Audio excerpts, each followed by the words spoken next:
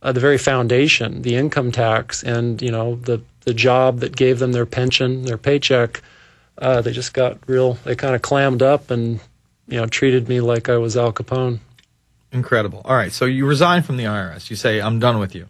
And then you start practicing what you preach, what you believe in. You stop paying your income tax. You're in America Freedom to Fascism.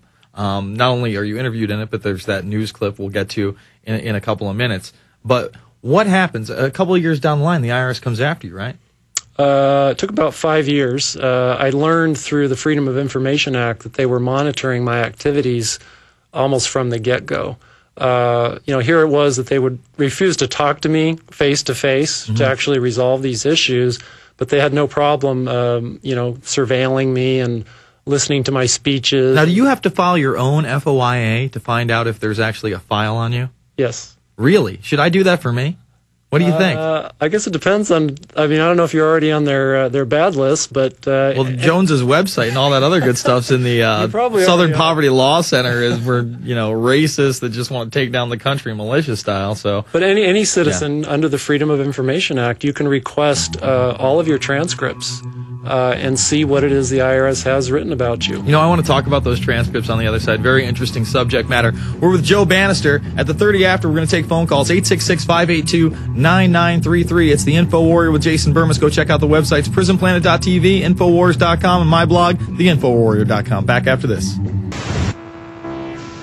We are the insurgents. And we are back live. It's the Infowarrior with Jason Bermas. And now I have the documents right here in front of me. Now, this is part of what you got from a Freedom of Information Act request to the FBI? To the IRS. To the IRS. And right here, hopefully we can zoom in a little bit, guys, or on one of these. Can we go with this camera over here, or which one we want?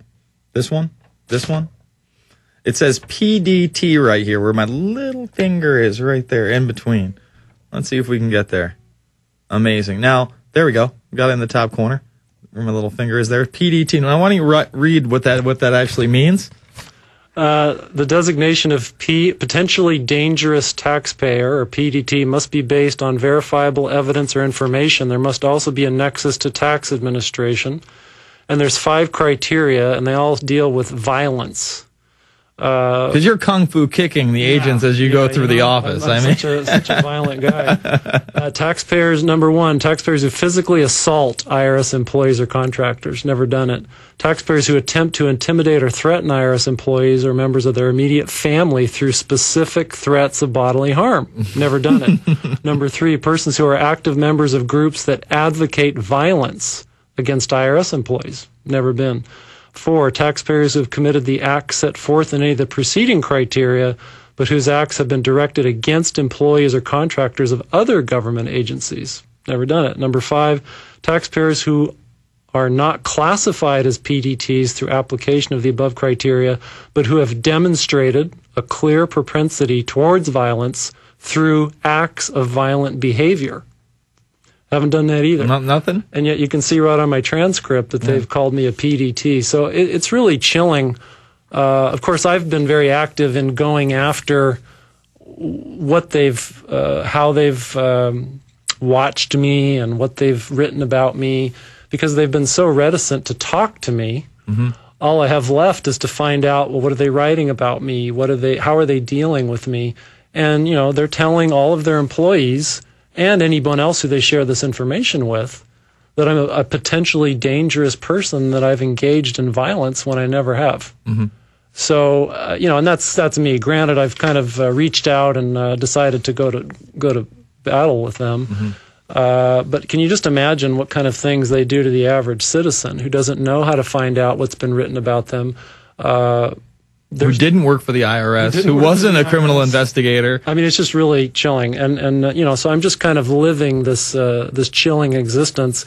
And fortunately, I just, I don't have any fear of the agency. Mm-hmm. And I just kind of pursue this and find out, how deep the rabbit hole goes. Now, they come after you. There's a court case out there.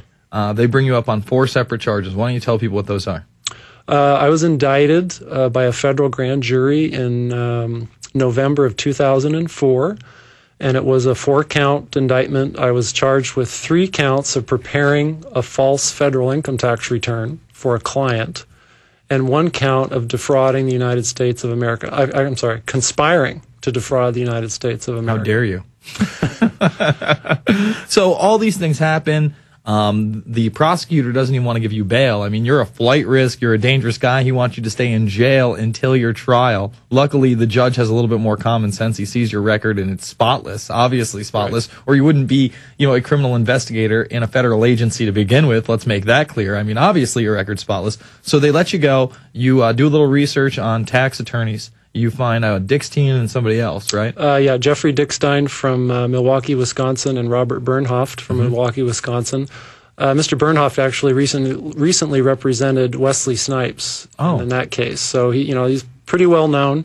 And I want to talk to you about that. And this is the short break, and we're definitely going to take some callers on the next end. But you beat the IRS, basically. I mean, they found that you did not do any of the one things. You didn't file any illegal tax returns. You didn't lie on them. And you did not attempt to defraud the United States of America, correct? Right. Yet being prosecuted for doing so. You'd think they'd have a little bit of evidence to bring to trial, to a federal trial. And they had to bring your former colleagues and superiors on the stand, and they actually gave glowing reviews of you, correct? Yes. Well, our defense, we brought that, my former superior there at the IRS, who was the person I presented my report to and with the highlights of my research. Well, at least he had that much self-respect, for himself and respect for you, that he wasn't just going to tell the truth about what kind of a person you were and not just, let you rot in some cell for years for something you didn't do. You didn't break the law.